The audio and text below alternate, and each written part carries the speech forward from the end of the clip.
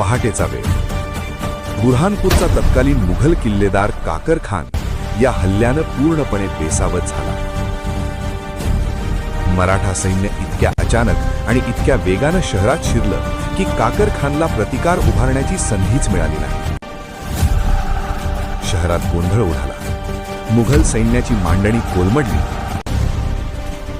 आणि शहराचं नेतृत्व करण्याऐवजी काकर खाननं स्वतःचा जीव वाचवणं महत्वाचं समजलं. तो बुरहानपूरच्या मुख्य मुघल किल्ल्यात बहादूरपूरमध्ये आश्रयासाठी धाव घेतो. किल्ल्याचे दरवाजे बंद केले जातात आणि किल्लेदार आतच थांबतो. बाहेर येऊन लढण्याचं धाडस तो करू शकत नाही.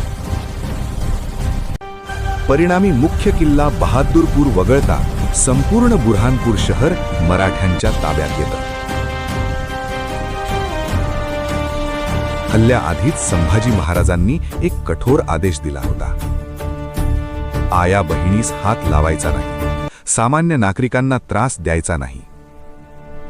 हा नियम शिवाजी महाराजांपासून चालून आलेला. संभाजी महाराजांनी तो अधिक कडकपणे पाळला. म्हणूनच स्त्रिया, लहान मुलं आणि गरीब नागरिक यांना कोणतीही इजा होऊ दिली नाही. काही ठिकाणी स्थानिक लोकांनी वाटा दाखवल्या, तर काहींनी लपून मदत केली. सत्तेची ताकद असूनही मर्यादा